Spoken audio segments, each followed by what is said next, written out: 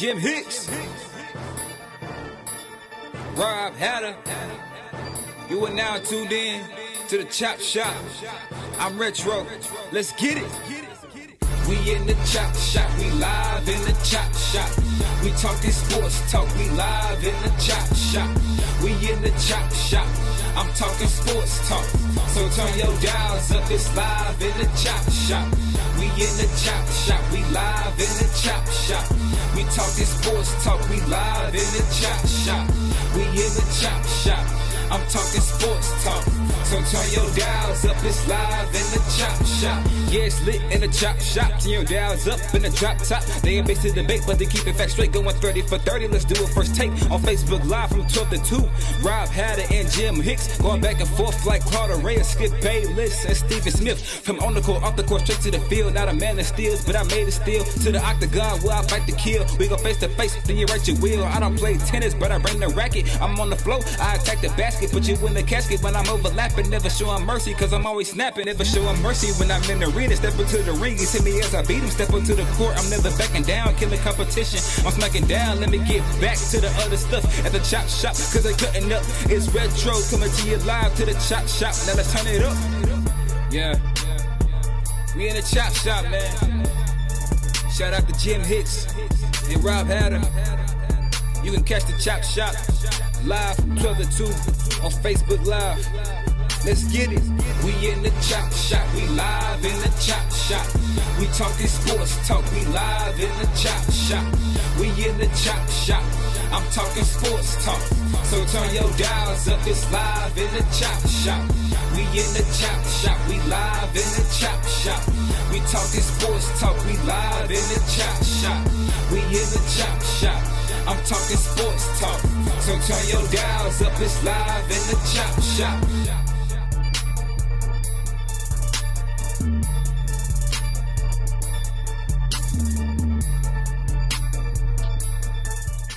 H-Town, what's up? You know what time it is. It's time for the best 120 minutes of your day. The Chop Shop, the nation's #1 urban sports talk show, and also your midday sports happy hour. Yours truly, Robert Hatter, alongside Jim Hicks, coming to you live from Houston, Texas, where we're broadcasting all over the world. And we got so much stuff going on in the world, Jimmy. Jimmy just asked me a minute ago who are our top chatterers from Thursday. I'm gonna bring that up momentarily. Let me make sure I share the show. Jimmy, why don't you take out the time? Everybody share the show, and we got this unique platform, the Chop Shop, broadcasts simultaneously on YouTube and Facebook at the same time. What's up, everybody? Hey, Cynthia Guillory. I saw. Let me tell you my starting five is, Jimmy, that popped up on the screen.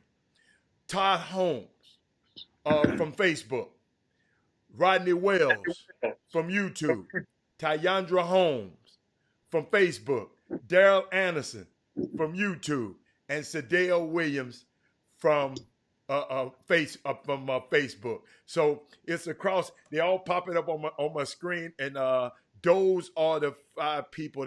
Those are our starting five today. And what's up, Kenneth Lofton? But Jimmy, I wanted to talk about something because several stuff happened over the weekend. I was just thinking about it. A lot of stuff. I think you have too, and well, everybody been sequestered but I learned, Jimmy, that sports is by far the most unifying aspect of American society. You know, I watch, when we're in the stands and we're cheering for the same team. It don't matter who you are next to me, but you're stuck at home. Always remember, people tell me, and I want to, this is my motto, Jimmy, you're not stuck at home, you're safe at home, okay? You're not stuck at home, you're safe at home. I really feel the effects. I really felt the effects last night, Jimmy. I'm finna make you laugh. I called Alan Branch your name about 10 times on the show the other day. So I got to watch that. And Freight caught it. I don't know how many other people caught it. But Jimmy, I watched Jerry Maguire for the first time in a long time. And I was blown away as I watched. Okay? Because Melvin Dews and a lot of people were talking about bring up your best basketball movies. But I went back and watched Jerry Maguire because it deals in my industry. So I just went back and watched it, right? And we all realize, y'all, we are going to be quarantined or being in this isolation state for a while, And I spent about an hour, Jimmy, just watching the show, right? So guess what up? I watched Jerry Maguire and I was blown away. This is what I was blown away. As we realize we're in this quarantine state. I spent about an hour looking up wide receiver stats from 1996. Follow me, Jimmy. This Jerry Maguire was based on Rod Tidwell, wide receiver for the Arizona Cardinals. That's what it was based on, right? So Rod Tidwell, Cuba Gooding played his character in the movie. He had, Jimmy, 110 catches for 1,500 yards in 1995. That's why Jerry was trying to get this deal for him. And he had to play out that last year, Jimmy, of an expiring contract and get, to get a deal. Angie Holcomb and Chuck McGowan. All because he was just about 5'10". It kind of blew my mind, Jimmy. The leading wide receiver for that year, I'm telling you, you see I ain't had nothing to do. The leading wide receiver that year was Jerry Rice, who set the single season receiving mark that year of, I think, 1,848 yards that year. Now, remember, Rod Tidwell played for Arizona. He wasn't, and you know how people say anybody can put up big numbers on a losing team. You know how it is. He had more receiving yards than Chris Carter and the other top receivers that year. And still, he had to fish and work for a deal. Jerry Rice, I think, signed an extension that year, Jimmy. But let me tell you how much Rod got. After all of that, show me the money and all of that, right? He ended up getting a deal like $2.8 million over 4 years. Okay? Jerry Rice, I think, signed an extension that year, and it was about $5.8 million for 4 years. And I was just trying to figure out whether or not Rod Tidwell got a good deal. Jimmy, I'm telling you, I ain't got nothing to do, man. I was up, watching it. This what isolation would do for you, everybody. I don't know what y'all been doing, but what it did was let me use up some time. And then I thought about, Jimmy, y'all go look at that 1996 wide receiver draft class. Might have been the greatest draft class of any position in history. And we could be approaching that in this year's draft. Got some great wide receivers in this year. And Jimmy, I was so bad that I even noticed in the film a great blitz pickup on the touchdown that he got hurt on. I mean, I'm just showing you that's what I'm going through over here, man. I'm researching and doing stuff. But what's up, everybody? I just had to get, hey, y'all might have a quarantine story. What are y'all favorite quarantine stories? That's what I got a couple of more, but that Jimmy, I've been doing little stuff like that. But what's going on, man? Where you been? We missed you on Thursday, Doc. Where you been? Man. Oh, we had a dentist appointment on Thursday, and so that's those are the time. Hey, guess what? There's a lot of, you have to realize, a lot of dentists are not even open, or are fragmenting their hours. That's around town, which is smart. And in respect of COVID-19. Top off, yes, we're going to get into a lot of more sports, but as always, we tie the COVID-19 updates into sports because it affects most of our lives and what's going on. So you guys, shout out to all you guys on this Monday, back in action. give you guys an update. For many of you guys that know, of course, my oldest sister in Shreveport, Louisiana, she tested a positive. So now she's at home and, spending the rest of her, I think she has maybe 6 days out of the 14, 6 or 7 days left from the 14-day suggested quarantine. Now, the thing is, understand how this thing goes.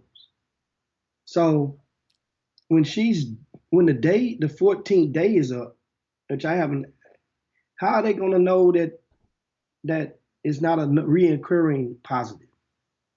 That's the thing that's the question that I have. Some of you guys, so you tested me, you treated me a little bit for a few days. Then send me home while I'm still, and her fever came back while she was at home. And so how would the hospital know, even when day 14 comes, that it hadn't reoccurred or still, just because you could have no symptoms. You can have one symptom, then every other week they've come out with a new symptom. There's something to think about on that. Shout out to you guys out there also. So you're saying who keeps up with the clock? Yeah. You got to keep up with your own clock. That's what I'm saying. But then if you understand. What you gonna cheat? What you gonna cheat on the clock? No, what I'm saying is if day 14 comes, how do you know that you are clean? Jimmy, because what they say, the incubation period of this virus is 14 days. That has supposedly been a proven fact. How you keep up with your 14 days, I said supposedly a proven fact. It's a 14-day incubation period. It goes through its cycle and goes for 14 days. You got to keep up with your own 14 days. You saying the hospital's supposed to go up and keep up with everybody's 14 days? No. That's not going to happen. No, that's not supposed to go out to you. Here's the thing. Understand something. Once again, there, as I said before, and it's proven, as I look around, if you drove the streets over the weekend, yesterday, after making a store run, a Walmart run, run mean in the car. You can't stay out the street, but keep going. Understand something. Well, that's everybody has their own, each his own. Some people care more than others. And I told you guys, me, a long time ago, I don't give a shit about it. So that's me. I'm controlling my own life. You have nothing to do with it. I gave you the disclaimer on that. So that's just me. That had nothing to do with you or the next person or the next person. So me. So that means if I don't. But what if you are a spread of the virus? That means don't come around me. That's what that means. If you already understand the disclaimer, I don't care. You're just a selfish. You just selfish. No, that's not. No. I've been at home. No. You just said you don't give a no, I'm in my space. Okay. So that means you come into my space and you know that I understand. Hey, excuse me. I'm not going. Hey, I haven't been out of my community, so I'm not coming in nobody's space. So still though, going out of the community doesn't exclude going to the store. Yeah, ain't nobody saying nothing about going to the store. I'm saying that's why you said community. That's a carefully selected choice of words. That doesn't mean you didn't go to the store. So what I'm saying is, so once again, for those people, like yesterday, after leaving the store, I went to Walmart over near the Heights, and I rode through. I just was curious because I say, well, you know what? Maybe Kobe the puppy. Maybe let me go check out and see. There's a great, probably the best in the whole city of Houston, a dog pond, a dog park in the middle on Allen Parkway. So many of you guys may know what I'm talking about if you've been by it. Well, this dog park, I wanted to go by and just do a drive-by just to see, what it was. How I'm just curious how they're handling the dog park. Which I get there, and true enough, the city, which city of Parks and Rec operates that whole little park. It's a jogging trail, bicycle trail, and all that. Well, right across from the Fundy Recreation Center, adjacent to it. Well, the dog park is closed until further notice. Big sign on the outside of the gate, which is cool. But Do you realize there wasn't a place to park along the entire Allen Parkway? That every parking spot was occupied. Oh, wow. Allen Parkway? Yes, on the That's side not of the in your neighborhood. Dude, we're not talking about my neighborhood. I'm telling you what I passed by when I left the store. Come on, man. So that's somebody's neighborhood. And that's somebody's community. That wasn't once again, every parking spot was occupied. And as you look on and then you start looking, and there was flocks of people on the walking trails, just walking. Flocks. Understand? Every parking spot was occupied. That means it was a packed house. So what that mean? What that mean?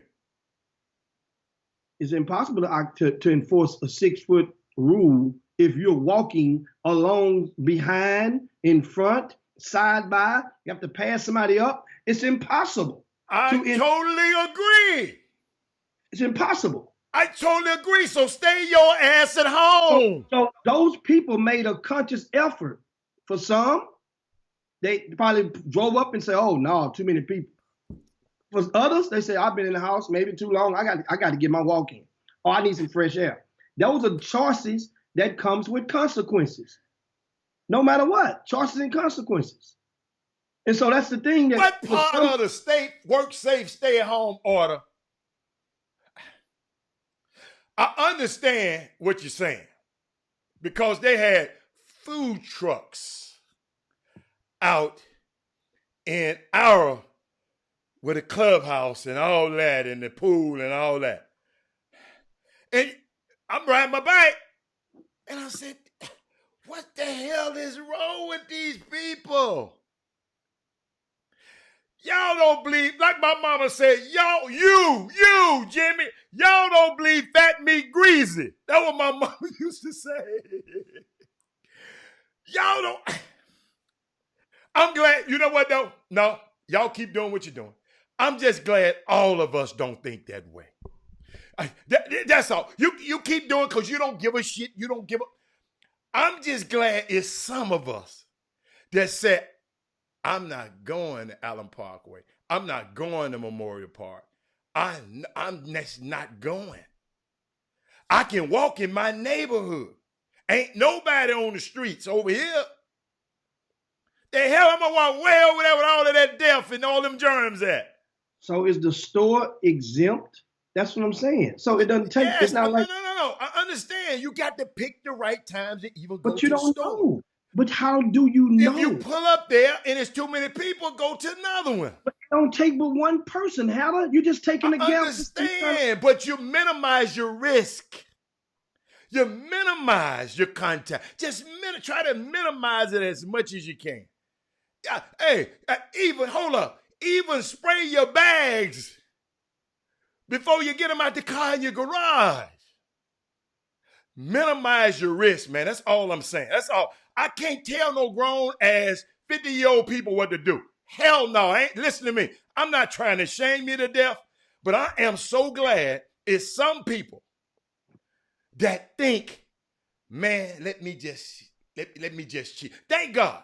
Nothing about, no, listen, y'all keep doing what you're doing. We gonna just say today. We just gonna try to say today. That's all. That's all. Stay away. I know, man, I don't care what nobody tell me what to do. I'm Jimmy Hicks. I'm gonna walk, what's his name? Kobe. I'll walk Kobe in Central Park if I have to. Once again, you inserted me. At first you were talking in general. No. Then you the one inserted yourself when you said you don't give a shit. My situation is different from the next person's different situation. My situation is different. The next person may have more to live for in their life than I do. Okay. I want to go. I'm sorry. I'm sorry. Okay. Thank you. Well, I got a lot to live for. I done lived my life. Okay. I'm good. Shit me. I ain't gonna be here for much longer. Oh, shit. I promise you that. I'm not. So at the same time, I'm gonna try to be like Abraham. If that's the way to go, then go. Let me go. So just stay out of my way. I'm not in your way. Hey, I got you. I told you, you keep doing what you're doing. We're gonna keep doing what we're doing.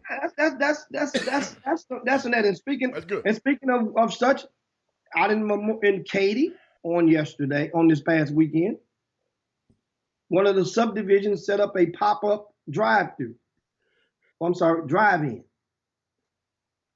One of the communities in Katy. You live out that area, Mr. Katy, you out there where you're watching, you probably know exactly what we're talking about. They set up on a large tract of land in the community, in one of the master plan communities. They set up they set up a big screen, and people came in the part of the community and set up there and watched the movie. I think it was the Toy Story. But they were careful. All of the vehicles had to be parked 20 feet apart in rows and 40 feet apart in columns. So they only got about 100 cars on that tract of land, and had to turn away an estimated another 100 cars. But they said, and the people could not go and commingle. They had to stay in the confines of their vehicle. So a lot of people, which were smarter than the next, instead of being cooped up in the car, they drove their trucks. But still, they were sitting on there and watching the thing. So these are some of the measures of which people understand. And somebody brought it up to me on yesterday, and that is, staying at home for a lot of people isn't the same luxury that others may have. And although you may find it far-fetched, that is, I understand that. For some people, everybody doesn't have, all of the luxuries of to go and watch this, to go and watch that, to go and be able to do this, everybody doesn't have all of the amenities. Everybody doesn't have sometimes the walls get to closing in. It's kind of like being in solitary confinement for some people. Some people, that's why I mentioned last week, and I reiterate that the domestic violence numbers in the Great and Harris County are continuing to spike upward. This is real. People are getting on each other's nerves, staying in the house. I understand that. So then what do those people do? And I heard that I think Sandra told me that, I haven't read that one, that one of you guys can confirm, that the liquor stores are set to close down, I think within the next 24 hours. The liquor stores. So that means, because they remain open and consider, they meaning the city, the mayor, and the county judge, collaboration, consider the liquor stores to be essential, because they consider that alcoholism is you can't just take and go cold turkey on a lot of the communities without their liquor. Figured that would give them a sense, a way to kind of drink themselves to sleep, I guess. Well, obviously alcohol hurts your immune system, but keep on going. They say even more so than the controlled substances. Yeah, I didn't know that. Yeah. But go and drink yourself and drink. Coach, that's just bad information. But keep on going. Come on. Well, what part is bad information? No. I ain't talking about you giving. I'm just talking about people just drinking themselves but don't understand that alcohol weakens your immune system. That's all. Keep on talking. Well, maybe. I got you. At the same time, what they also reiterated was the fact that to take a person off of who was an alcoholic, to take a person off of alcohol or who's an alcoholic, that process, their body is far greater than taking them off of controlled substances, cocaine, heroin, that's what the medical report said from when the article came out last week about the city. I don't know. I'm not a medic, but that's something that's like, wow. But I heard that the liquor stores are closing. So now let's talk now and flip it some of the businesses in your communities who you think are doing well, are going to make a way or be innovative during this process. You know, one I thought about the barbers. I said, you got your cap twisted backwards. It must be a bad hair Monday. But I'm gonna tell you, I watched and I flipped yesterday on social media. They had some guy out there in Houston. He riding around. He got the mobile barber business going on. And so that's a lot of those guys will be, that means that barber and that family will be willing to take the risk. Remember, choices and consequences. Now, guess what? He's gonna come to your house, gonna charge, and he letting you know. He gonna think he on the Ozarks. He come over here on my street. Cause I'm going to get them shotguns out on his ass. He come on my he gonna think he on that movie, The Ozarks. But keep on going. Well, he's not coming unless you call him. You have to make a schedule an appointment. He's he's not just walking around like the pop. No, I know it, but I'm just saying. Dude, my barber, if I wanted him to, he'll come with his gloves. Dude, I don't want him in my house. And I'm definitely ain't going in his. That's what y'all understand. Hey, y'all, just to show y'all that it just ain't, I'm very consistent. You know, I told you I had a friend in Italy. Then I'm watching the news one night. Emilian White, the guy who used to be the general manager of the amazing 102.5, a guy who called me every other day, he contracted the virus. Him and his wife had an anniversary last week and had a few people over. Just a few, less than 10. We don't know where he got it from. But guess what? He in the hospital. This ain't nobody that's on TV. A couple of years ago, y'all, I went to BB King's in New York. About 4 years ago. Went to BB King's. I came back and talked about it. Shantae Moore performed. That's the first time I ever been to BB King's in Times Square. I happened to be sitting with a young lady and her friends and a lot of people. Had a great time. 43 years old. That young lady is not here. She went to the hospital, had complications. They released her, let her come back. She couldn't breathe. She gone. So I don't care. Just like you so convicted and you don't care what nobody say, I don't care what nobody say the other way. This thing is real. And nobody know how she leaves behind her a 17-year-old special needs daughter. Man, and I'm not trying to, listen, all I'm trying to do is, what if Robert Hatter said, okay, man, I'm coming over there to y'all anniversary dinner? I said, no. Y'all, I'm going to tell y'all the truth. It's one person on this earth that I done been in their house since this thing. And that's my sister, because she lived by herself.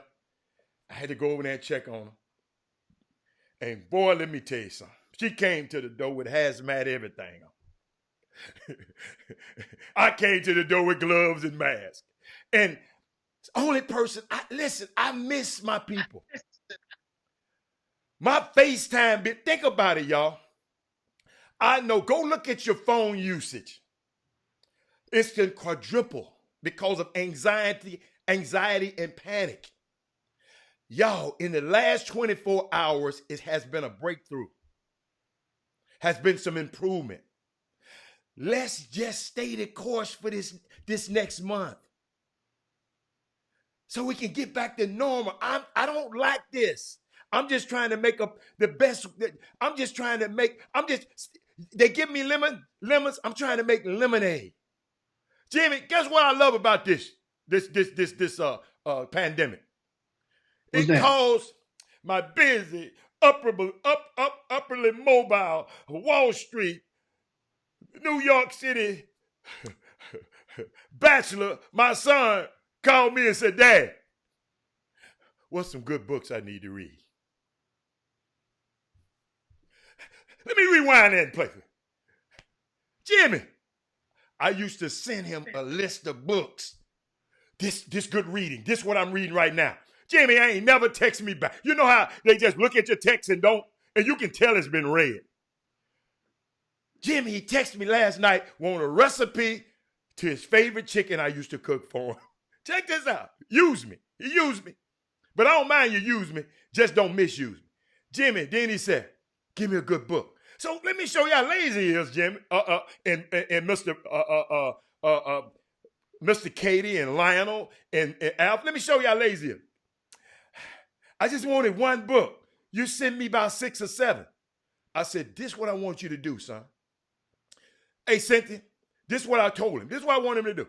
I said, go look at the commentaries in each book. And you tell me what books apply to yours. Which one of these books? All of them great. I want you to read all 6 because I have. I said, but go look at the commentary. Then he go, and Jimmy, guess what? He put the love symbol over that one. You know how the love symbol. But that's what, but if it's not doing anything, it's causing me to read. It's causing a lot of people. It's causing a lot of people to just, Jimmy, I looked at Jerry Maguire. I looked at that movie one time because I thought it was a farce. I thought it was weak. But I found myself watching it last night and I saw something that I didn't see a long time ago. So, I mean, hey, we're gonna enjoy our life. Just let's try to limit the anxiety. I know stuck in them little old places and you got, Jimmy, what if you had kids you had to be stuck with? Teenager messing with the other teenager. What if you had to be stuck with them? You lucky. You ain't got to worry about nobody but Kobe and Sandy. And y'all just got to be able to navigate through that thing. You know, my question was, husbands and boyfriends and significant others, Jimmy, what y'all do when y'all mad at each other? How you get some me time? Oh, you married people, y'all can put it on the face.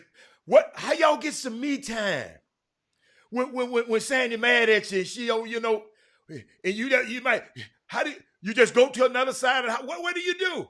Go to your man cave? She go to a woman's cave? Excuse me, her she shed? I saw that on TV, y'all. It's a man cave and a she shed. What do people do?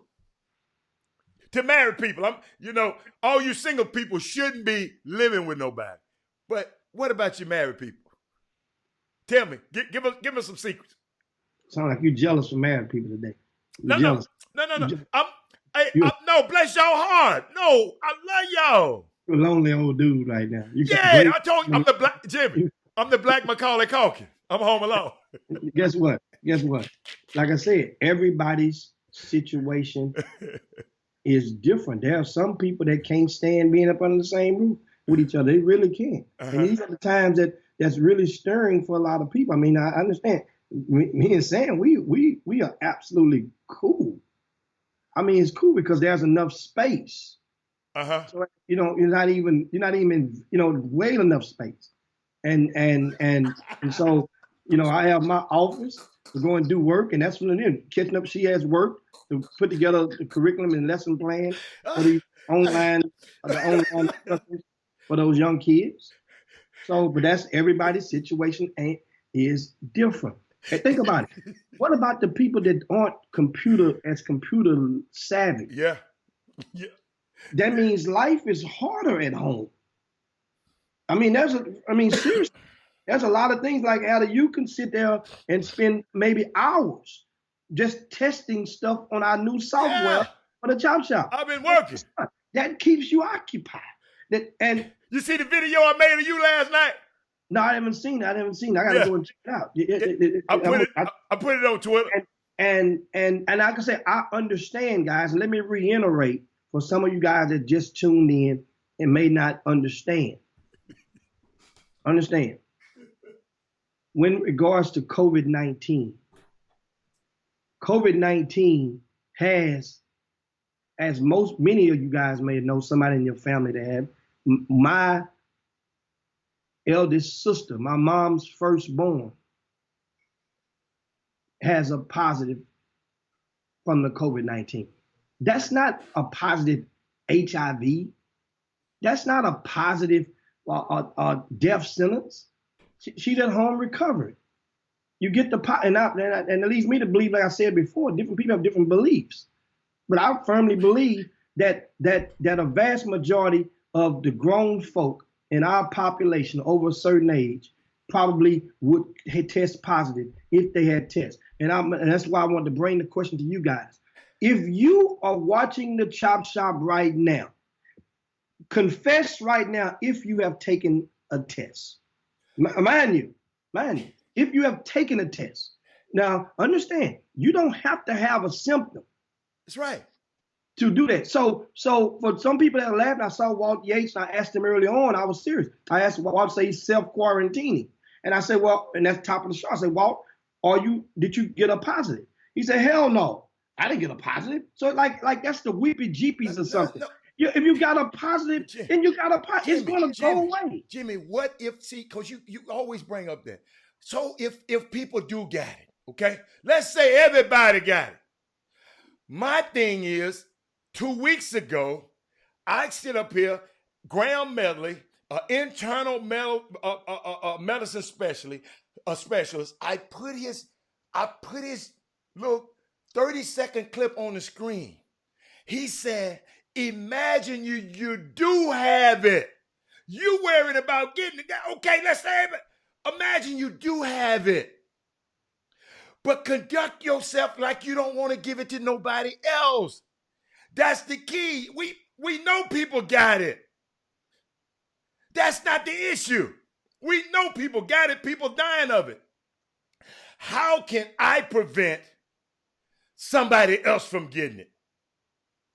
That's the key. And I think y'all some people might have had this thing for months. And so guess what? Guess what? When I went to the store yesterday, I had on a pair of wool gloves. I had a full mask on, and that's every time I've been in the store. So I'm letting you know. So that means now if you come in my space, that's on your ass. I don't know if I'm positive or not because I haven't taken the test. That's what I'm trying to explain to most of you guys. I understand. If you've taken one and got a negative, that's more so what I mean. That's good, Jim. That's good, Jim. But I went to that park when I got out and looked around for the dog. I put on my mask and my gloves because I'm treating myself as though I have it. Yeah, we ain't talking about you. No, I am. Check this out, though. Check this out. To people who did not hear it the other day, what Jimmy's saying, this guy came on. Check this out. So most people have a fear of acquiring the virus. I think a good way of doing it is to imagine that you do have the virus, yeah, and change your behavior so that you're not transmitting it. Don't think about changing your behavior so you won't get it. Think about changing your behavior so you don't give it to somebody else. That's what I'm talking about, Jimmy. I've been every time I go out, I'm not thinking about I'm gonna catch. Hey, and you know us black folks. I love us. Jimmy, you know they done shortened the name. They call it that Rona. Oh yeah. Oh yeah. That Rona. I told you, black folk gonna always shrink the syllables. Yes. We're gonna always. Yes. And so what we're gonna do is we're gonna open up the phone lines today, guys. We're gonna open the phone lines. And that's gonna be kind of cool. Open up the phone lines. Now you can put that number on there for them, 832-264-1500. And I want to hear some of your thoughts, guys, before we get, and we got some more topics we want to cover. And there's any advice that you guys can share with each other. You know, you can hit the nail with the hammer only so many times. Yeah. Before either the hammer gonna break or the nail gonna flatten out, the head of the nail gonna flatten out. One of the two. But at the same time, want to know what's going on in your communities. Yeah. And because, but here's the thing, y'all, that we're gonna end up transcending into. We're going to talk amateur sports. Oh yes. On over the weekend, the president, if you didn't know, the president announced. Oh, he got the phone line open already. The phone line open already, and we'll go right to the phone lines. I'll bring you back in just a second. And we have what's going to welcome to the Chop Shop. Who's calling? Damian Johnson. What city you calling from? L.A. LA, baby, LA. What's happening? LA meaning Louisiana or LA meaning Los Angeles, California, baby. What's up, man? You know what baby. But I mean, you from both of them, though, right? I am. You know what? And I love my boot. I love my boot, baby. Love it. Man, hold up, Damon. What? We didn't know you was watching the show. Do you watch the show often? You know what? I watch often. A lot of times I'll be working, but I'll be watching. I'll be keeping up. Man, you know, because the South is home. Regardless of where I may reside, the South will always be home. Did you know? Much love. Did you know we was on 2 platforms simultaneously now? Oh, yes, sir. Oh, you up to date then? Okay. All right. Yeah. What do we do to honor of us gracing your voice today? What's going on out there, man? What's happening? Man, you know, folks are not practicing social distancing. You know, it was funny just listening to you and Jimmy go after it about who should be doing what and what should be doing whatever. And you know, I'm kind of 50-50 on that. And the reason why I am is because, fellas, this has been going on longer than they have put it out there. We know. They had it in China. We know. Right. You know, so it's almost like you're taking all these precautionary measures, and I get it because, you know, it's all about your health and about life. But at the same time, you know, we don't know if what we're doing is the right thing or actually how we're doing. You know, so we just got to keep living and keep God and keep working because at the end of the day, when it's your time, it can be coronavirus, it can be cancer, it can be pneumonia, you know, it can be getting hit by a car, it can be on a bicycle working out and somebody tag you.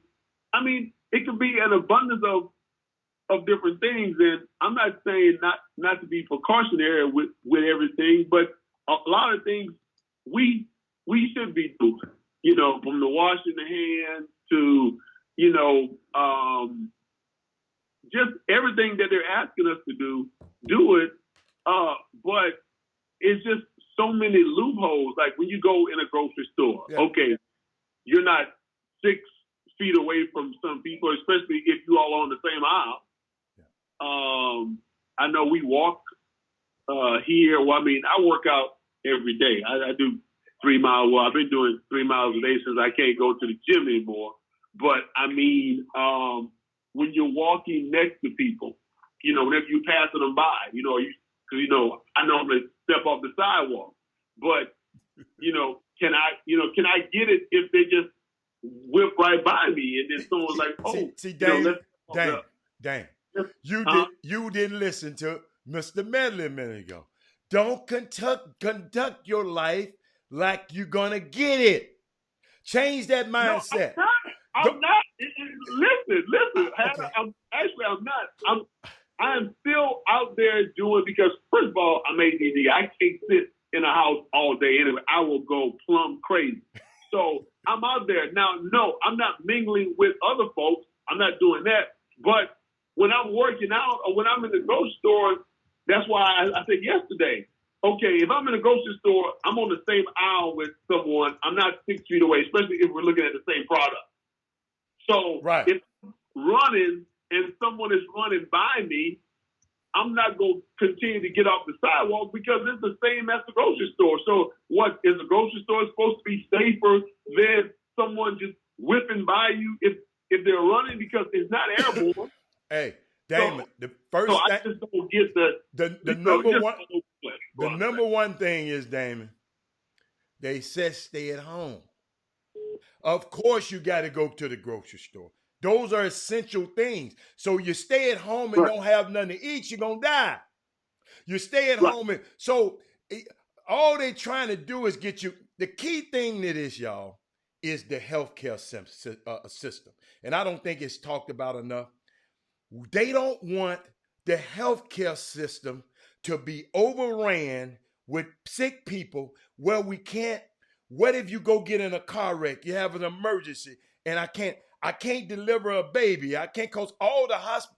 We just trying to not cripple the health care because it's just not enough doctors and not enough nurses to go around. So if you stay your behind at home as much as you can and not worried about whether or not you go and get see, like Mr. Medley said, conduct your life like you feel, imagine you have it and you're not trying to give it to nobody else. And the only way you can do that is stay in the house. But if I do have to go out, I'm going to put on my gloves. I'm going to do everything I can so I won't spit or talk or touch anybody and let fluids pass between me and another person. That's what, I know you cannot believe it and all of that, but it's people dying that's close to me. So until you tell me, not you, Damon, I'm talking about people on the Facebook, until you tell me why these people are dying, until you show me your internal medicine's a certificate, then you just running your mouth. You know, because a lot of people, you know, somebody was trying to tell me about a conspiracy theory, and I asked him what the hell, what the three branches of government is, and he couldn't even tell me that. So how in the hell you know it's a conspiracy if you don't know the three branches of government? Right. You follow me? We just got to educate ourselves, man. This stuff has happened. They got a model in China that's happening. They got a model in South Korea. All we trying to do now, man, is limit the spread. Jimmy, they got a great analogy, Damon, on one of those sites. It got a lot of matches lined up. Okay, so you light one match, and all of them light fire. But one of the matches got animated and stepped out of the line. And guess what happened? The fire went out. Right. You follow me? So I understand what you're saying. You got a chance, even when this dude drop off a package at our door.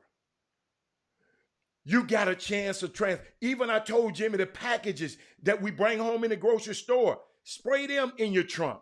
It's just, this virus can spread. That's all we're saying. We know it's something out there. It's something out there. It is, Haddle, but you know, I guess my question is this. If you look at the back of a Lysol can, yes, sir, that coronavirus has been listed yes. on there forever. Yes. In a day. But yes. I guess my point is, I mean, how many people are actually spraying the bag, doing all that stuff? Because, I mean, it's not like it's something that's second nature. I think as time goes, all this stuff will become second nature, but who has to suffer behind it, you know, in the beginning? Yeah, but guess what? It just hadn't been spreaded like this. For some reason, it's spreading, man. And we Damon, but great, dude, great, man. I'm so glad you watching this show all the way from LA.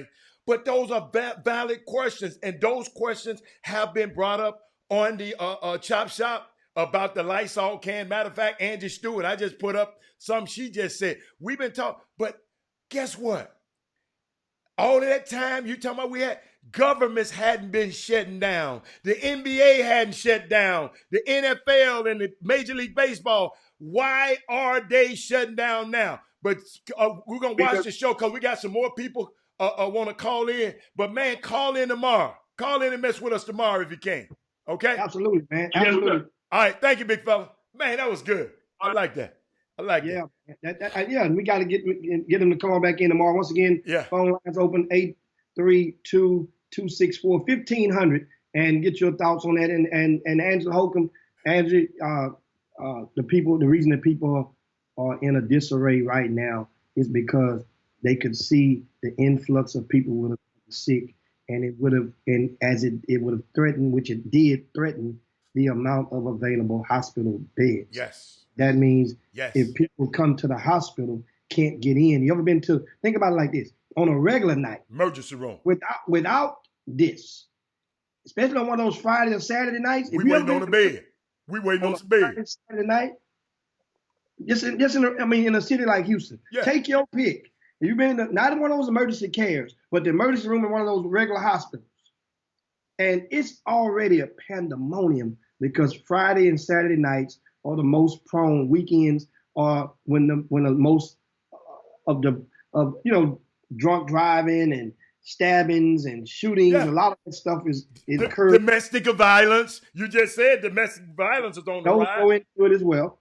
So that means, remember now, a lot of those people, if you missed it last week, a lot of cities have, I know in Texas, they've discontinued any major surgery has been rescheduled so that it can free up the doctors. So those are the things the reason why people were in disarray, because it trickles down. Because what happens is those hospital care workers, they become afraid for their life. There you go. Lives. They have to, now they are afraid because many of them have tested positive. Because at first you're trying to grab a hold to it. You see that black nurse, didn't you, Jimmy? That went viral. That little cute little black nurse said, man, they tried to send me up on that floor. I quit on the spot. She said I wasn't going up there. She said she quit on the spot, Jim. I'm not going up there with that Ron is on that 4th floor. Whatever. And so that's the thing. And so guess what, guys? It's lots and lots to talk about. And what you have? I think Chad was trying to call in. Chad, try to call in again. Y'all notice I'm not used to hats, so I'm going to be fidgeted with this thing for a minute. I'm not used to hats being on my head. And Slim McDaniel says HIV is worse than this. Cancer is worse than this. Pneumonia is worse than this. Jimmy, I got a question, Slim McDaniel. Have they shut down the damn government for either one of them things you just named? Have they shut down the NBA for cancer? Have they shut down the NBA for AIDS? Have they shut down? Go on, Jimmy. Come on, Slim. Come on, Slim. You smarter than that. You way smarter than that. Welcome to the Chop Shop. Who's calling? What city? What's going on, fellas? It's Chad. It's Chad, man. Call me. What's up, baby? What city you in, Chad?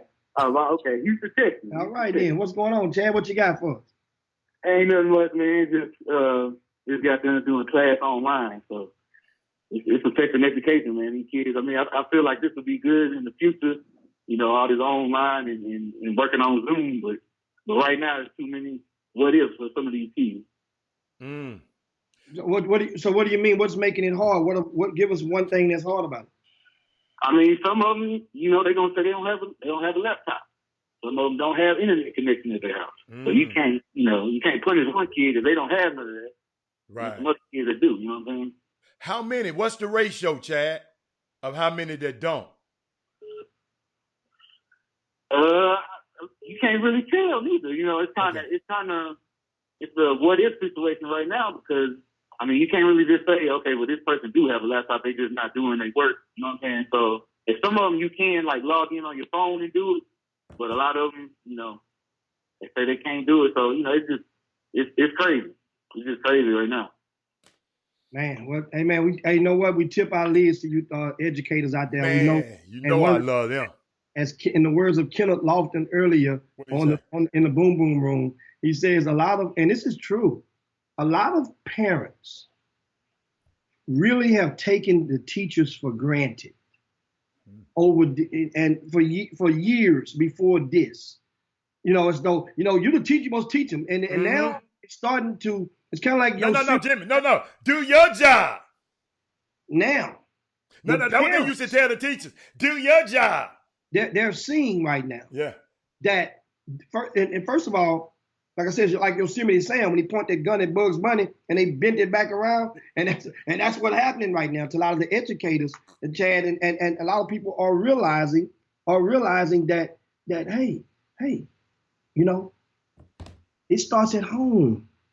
It starts at home, and apples don't normally fall that far from the trees. And you got a lot of you teachers, you knew it, but it's kind of things you're limited as to how you can, what things you can say, things you can do. These kids, A lot of times now, these parents, bottom line, you got to deal with your own badass kids right now. Man, shut up, Coach. You ain't have none. You ain't got none.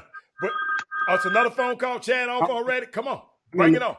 The boom boom room is Jimmy, popping. tell him to take a break. I got to play. I got to play this right quick. Tell him. Okay, hold tight. Okay, here you go.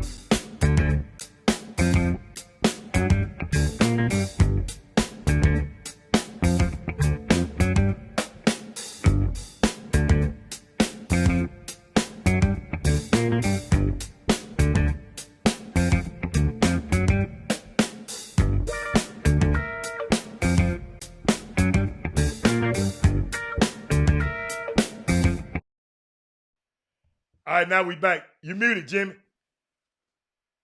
Okay. All right. Okay. Welcome back to the Chop Shop. We're grooving, of course. The phone lines are lit. On this day, we're going to ask you guys, take out the time to share today's show to your timelines and your friends right now. Hit the share button. Share the show. I mean, this is great combo. Phone lines lit. We got them calling from all over the country right now. We got another phone caller calling in. And, of course, I found out who it was during the brief break. And this is none other than the world famous John Urie is in the house. Oh, man. Hey, we not going. Hey, John Urie, we ain't going to go that long with you today now. I know, okay, but I just got some information for you. Oh, okay, my bad. I'm sorry. The first thing, Jimmy, I think that in these times, because the president said it last night, you shouldn't be talking about, the suicide, because the suicide rate is up at this point right now. So, Jimmy, I would think you'd be a lot more encouraging about telling people to get tested, those type of things, that if I'm going to go, I'm going to go. No, you shouldn't say that, because you have a worldwide audience, and you never know, Jimmy, who's listening. That's number one. Okay. Number two is that I think, Jimmy, you a tournament operator, and most tournament operators better get ready for the fact you need to go purchase that temperature gauge. So when people come to your tournament, Jimmy, you should test their temperature. If their temperature is certain high, they can't come in that gym. You better get ready for that reality. Because remember, one athlete can affect the whole gym. Better get ready for that reality. Another reality that you haven't talked about is that students, because they canceled the SAT, will students be automatically eligible for the fall because they canceled the SAT? So the NCAA is going to have to make a ruling on that for high school seniors that are not qualified right now in Texas or around the country. And number four, I think that because of this COVID virus, I think that you all need to encourage people to get tested. And when you talk about not exercising, according to my doctor, is encouraged in terms of when you go out and exercise, because you build up your immune system when you exercise. So that point that you said earlier, like when you're on a trail, Allen Parkway or whatever, you should encourage them to exercise and be able to stay 6 to 10 feet away from the next person. So those are the things I wanted to talk to you about, so that you could talk about to your audience about that. Awesome, man. Thank you, John, man. Thanks, you all right with me, man. That's my best friend. Forget, we're still going to continue our conversation with you. And so, matter of fact, I'm gonna put it on a docket for Thursday. That way, it gives you time. Hold on, what you doing over there, John? John got that Rona. John, you coughing over there? You all right? Yeah, I'm good. I'm good. Make sure that I'm good. We bring you senior mask. But Thursday, John, we're gonna have a combo with you, because a lot of more revelations has been transpired and will be taking place in grassroots basketball. And I want to get your thoughts and from the before yesteryear up until now, and is it really going to be a new normal? So just make sure Thursday we're gonna get you on the back nine about 1 o'clock, and we get you in and talk about that. Right? That'll be good. Thank you, John. Appreciate it, big fella. Appreciate that, man. The legendary John Urie chimed in, and of course Chuck McCowan say Brian Jolivet. He watched the commercial a while ago. Right. Say he's still rolling. Got prime time advertising. Guess right. what, Chuck? Brian Jolivet is a smart man. Very smart man. Because he's one of the few, and a lot of guys have done so throughout the years of the Chop Shop. Right. So no discount to them. But at this point in time, he's advertising on the Chop Shop, which on this platform, which reaches a lot of people. And at this point in time, a lot of people's attention is undivided. So smart for Brian Jolivet. If you're a small business owner, you too can market your business right here on the Chop Shop. Simply send us an email, chopshophtx@gmail.com. chopshophtx@gmail.com.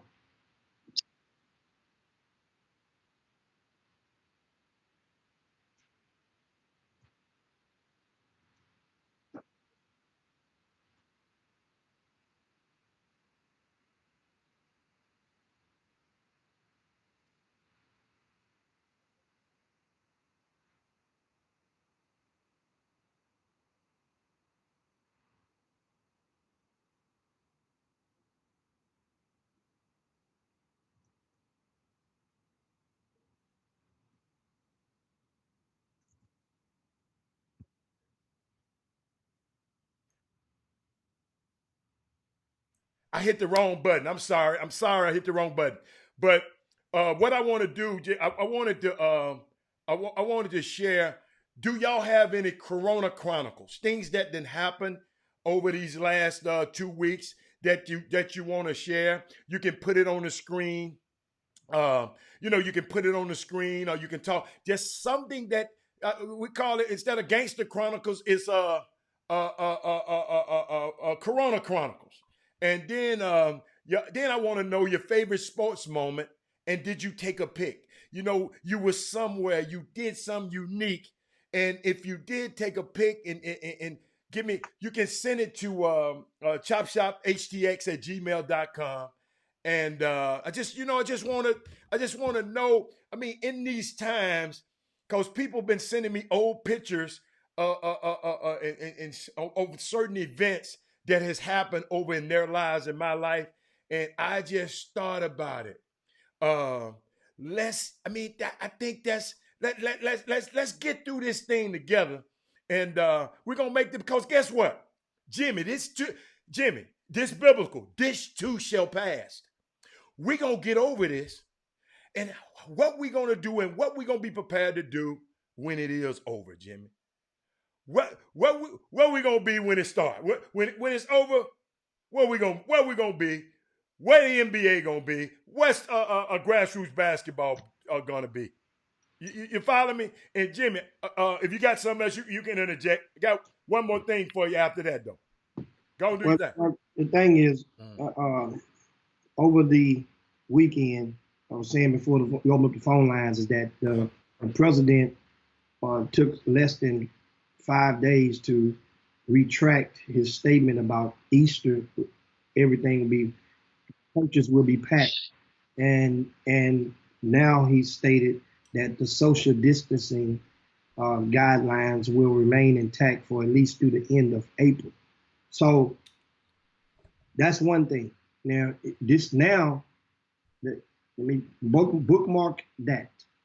Well, on April the 15th, the NCAA was set to make a statement about their live periods, which was going to be the 17th through the 19th and the 24th through the 26th.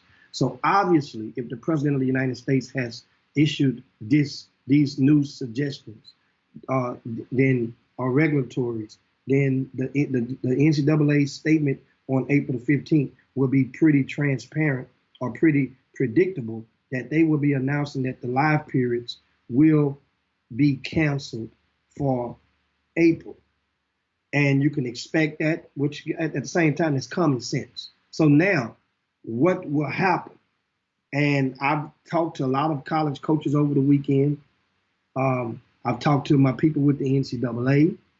I've put my ear to the street and I've been sniffing and just finding out different scenarios. Trust me, they're prepared for most. But what happens is they get a lot of their intel, and they talk to college coaches as well, because a lot of people that worked in the NCAA, a lot of them are either former student athletes or former coaches.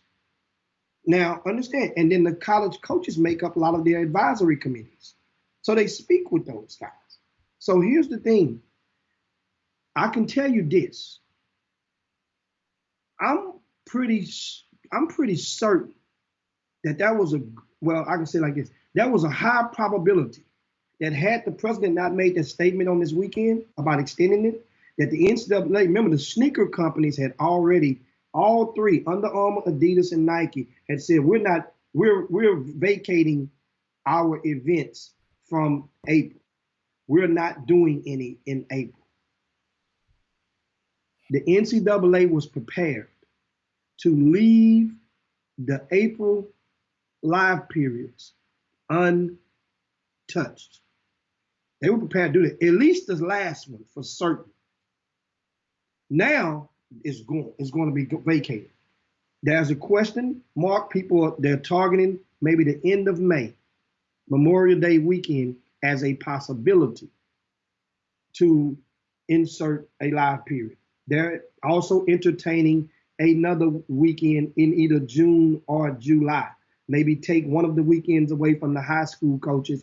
Remember, the high school still have 2 live weekends that they gave them last year. A lot of you guys may have forgot that because Texas did not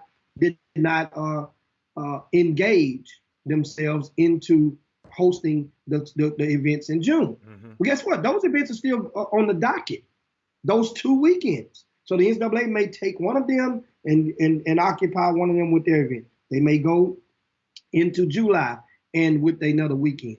We don't know yet. However, what we do know that is transparent, that they haven't made it official, but they will not proceed with April live periods. I want to get that out the way. Okay. So now what that means, this means that, understand, a lot of people, and I mentioned it earlier, a lot of people, a lot of parents, you know, it just hadn't probably hit them as the circumstances, or the consequences.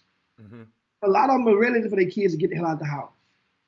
But, you know, because especially the ones who have invested thinking that basketball was the way out, you know? And so, you know, you've led little Johnny to believe that you're going to hoop your way and you're going to be an NBA star and you're only in the 7th, 8th grade. Understand, there are families like, oh man, he's going to be the star. So now, little Johnny can't get out there. Little Johnny don't even have a concern about reading. Reading? He don't have a concern about reading. Because he can't play basketball? He want to hoop. He want to read. He want to go out there and hoop. That's what little Johnny want to do. Little Johnny ain't trying to read right now. Little Johnny want to hoop. And some parents aren't pursuing and getting, you know, I mean, everybody run their house different. But I understand why there's such a rant. There is, you can feel it and smell it if you're paying attention to some of in the grassroots scene. They're trying to get events out there. Hell, just last week, understand something. Marcus Sloan went to social media to ponder whether he should continue his April the 3rd event, which is only 2 weeks away. I'm sorry, that was just only less than a week and a half away. April the 3rd, first weekend in April. So that means a week and a half ago, they hadn't canceled that event. Understand, the social distancing guidelines were already in effect. Jimmy, you know why? You know, you wasn't on the show. You know, I got a new word. No, I'm saying no. You good? No, I'm just helping you. We got a new word. The Chop Shop is not social distancing. We gonna call it physically distancing, because I want us always to be socially connected. I don't never want us to be socially distanced. I want us to be you can be physically distanced, but don't be social.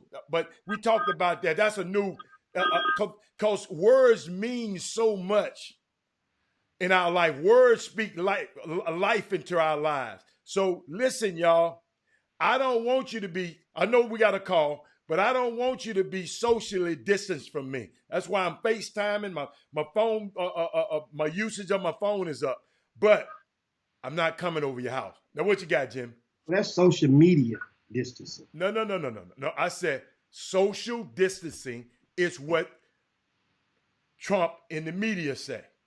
I said it's okay to be physically distancing. That's what we are. We're physically. We still want you to be socially connected. I'm talking about talking to people. I mean, like I say, you missed the point. Words I ain't talking about social media. I'm talking about we got to watch. Social distancing mean staying away from people. But we don't really want to stay. We want to be physically away from them, but not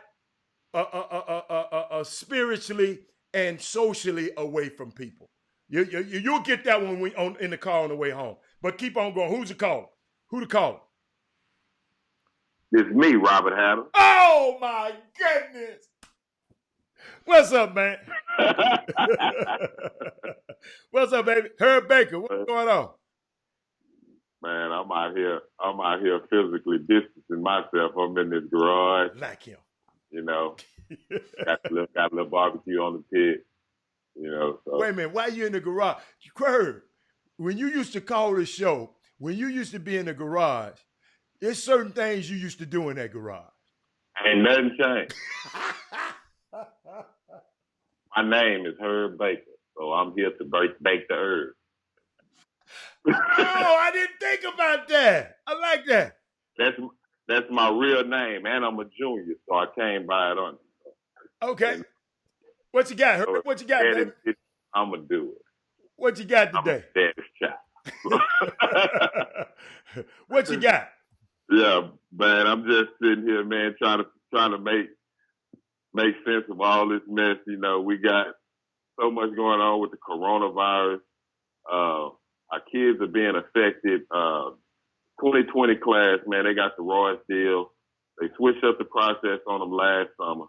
And then as unsigned seniors, they had a lot of guys had their senior years basically cut in half. Guys fought their whole career to make it to the state championship. They get there, they don't have the opportunity to go play. Not just student athletes, kids that are seniors in high school, that have dreamed about prom, that have dreamed about their graduation, you know. Will those kids be able to have that experience? It's a lot, man.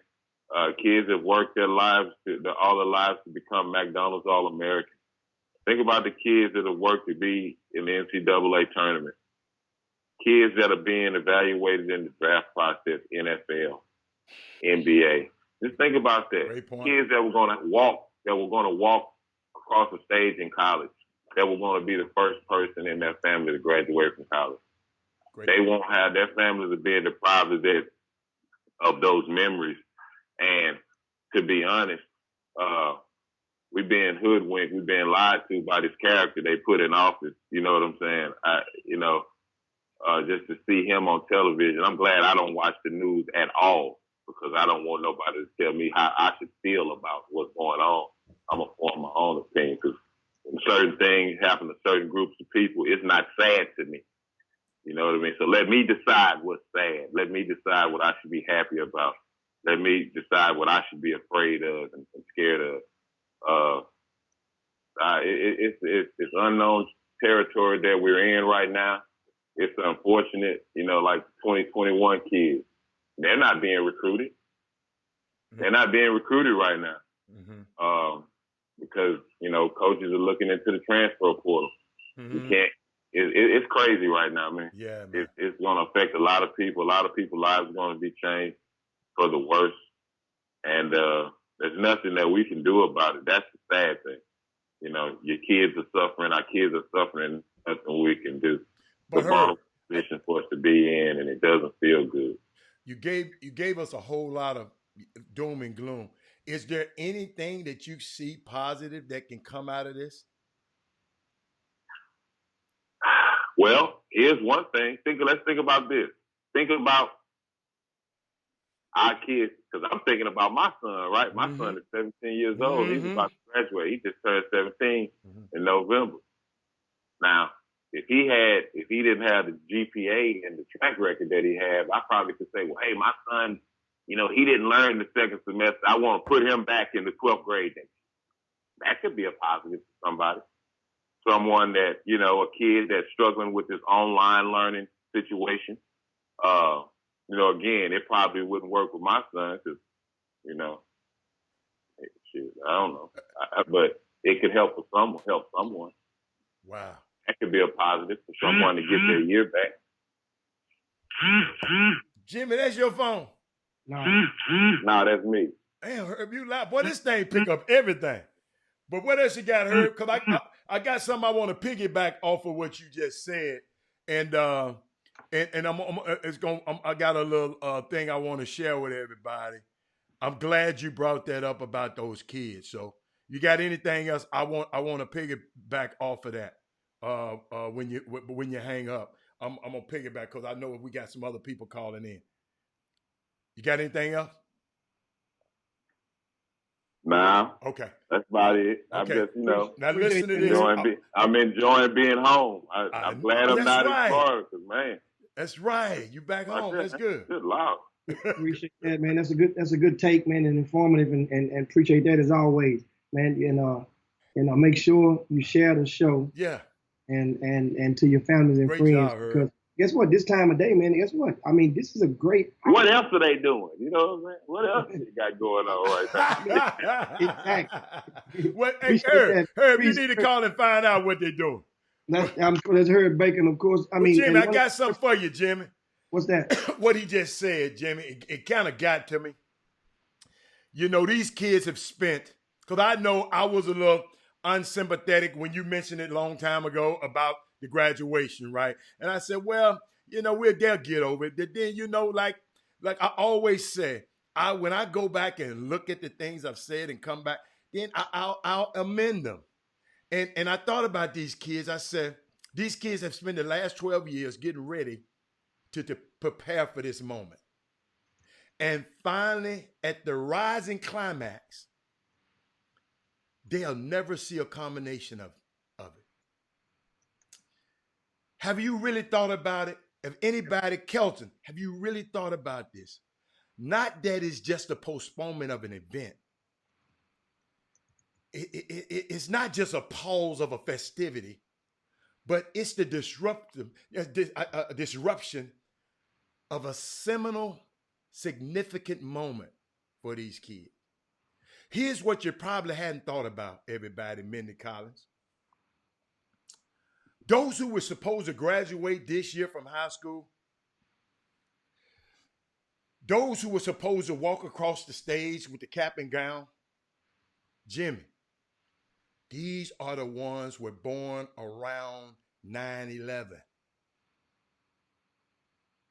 They were born in the midst of a national tragedy.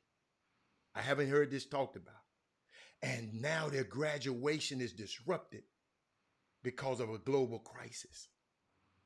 They were born in a global crisis, and now their graduation is erupted by a global tragedy, a national tragedy. What kind of impact, Walter Yates, psychologically,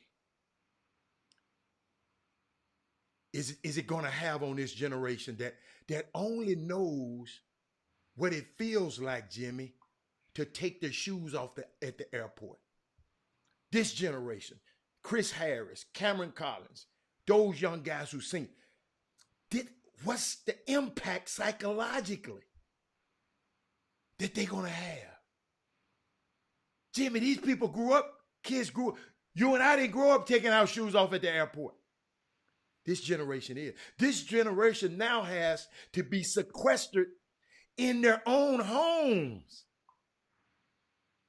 That doesn't even know, they don't even know the thrill or even the energy of coming to a combination of amazing achievement yet, like the graduation. Two significant moments in your life, Jimmy Hicks, Walter Yates, is the day you were born and the day you graduate. An old African proverb suggests that there are only two important days in a person's life. The day you were born and the day you knew why you were born. And this generation, born in the backdrop and the shadow of 9/11, with no graduation, and absolutely nobody is thinking about it. I mean, it's just, Jimmy, I remember when you said, y'all, we was talking about it when it first happened. And I said, well, they'll get over it. It's just walking across. What psychological? They were born, Jimmy, during 9/11. Them mamas and daddies, Mindy and all of y'all know what was happening during those times. Unbelievable. Thank you, Herb. Thank you, because you made me think about that. These kids gonna be special. Y'all listen to me now. I'm gonna speak this life into it. These kids, 2020 kids, gonna do something very impactful on this. You gotta realize national disaster, global pandemic, all interrupting the things that they hold dear. When they were born, when their parents, they were a glimmer in their parents' eyes. Sometimes some parents, those were their first kid. That's their first son, firstborn.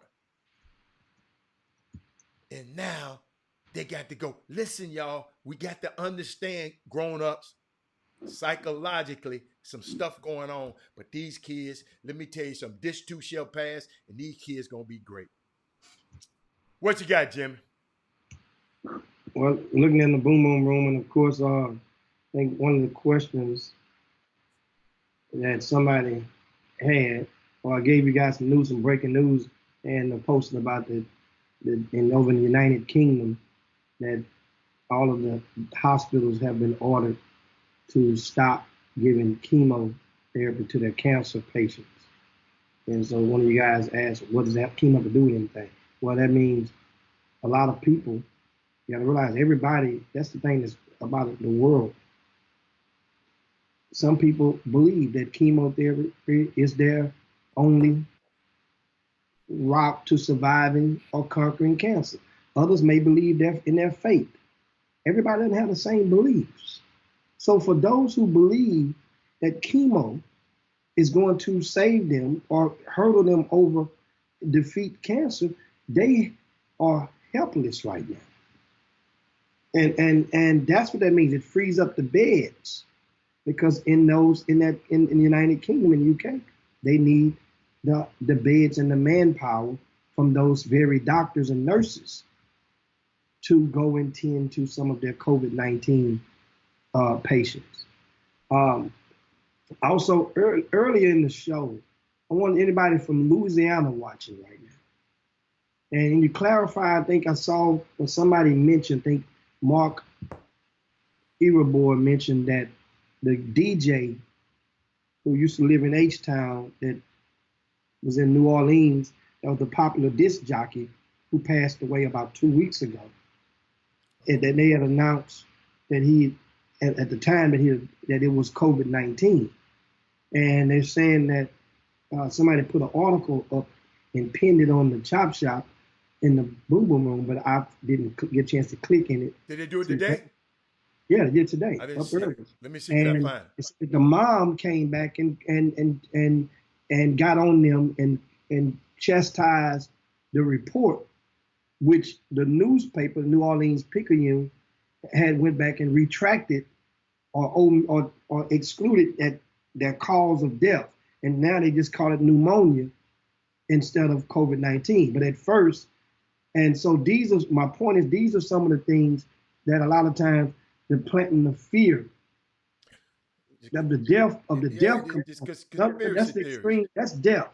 Yeah. You know what I'm saying? But when you plant that and you make it believe that, and make people believe it's hard, and once again you convict up on the front page, but exonerate or acquit on the back page. And these are some of the things that a lot of people have a problem with their trust in certain sectors of the government. And that's perfectly, guess what? You have your own and a lot of people have lived and have read up and did a little bit more extensive and have personal experiences that may contribute to that. But I understand. But at the same time, you know, this, let's get into what I was leading into earlier, and that is the grassroots basketball sector. Okay. Of course, the Greater Houston Classic, of course, was canceled immediately. That's the event that we were going to host at the last weekend of April. Okay. Myself with Rick Nelson. So that was canceled yesterday. Okay. Which was obvious after the president made the announcement to extend these guidelines through the end of April. Mm-hmm. So that means other events. May is the earliest. Now, when in May? There are some people that have their events still scheduled for the 1st of May. Now, the thing is, practices. If you're having an event, then practicing. These kids, you haven't been together for this long. This is like going into the season. Ain't nobody practice though, Jim. But it sounds like some people are attempting to practice out there, based on what Walt Yates said and posted, and also one of the females who co-signed it on earlier, just a while ago, moments ago, saying that a parent blasted a grassroots coach for calling their son and attempting to schedule a practice. You see, remember I said earlier, this is what I'm saying. So that parent was proactive. And if that parent plus 3 or 4 more were in unison with their statements, with their voices or their stance, we're not practicing. My kid not going practicing right now. Then guess what happens? You think that coach is going to have a practice? This is why I always invite you parents to really understand you have more power than you may think you do. You may think some parents go to say, well, I don't want to cause no problems because they might hurt my child. Then in the same breath, 3 years later, when the kid's in the 12th grade, that same parent is preaching a contrasting sermon. That same coach, man, he do nothing to help my child. He ain't even want to help my child out. You go and switch teams now, or playing as an unsigned senior because that same person. Listen.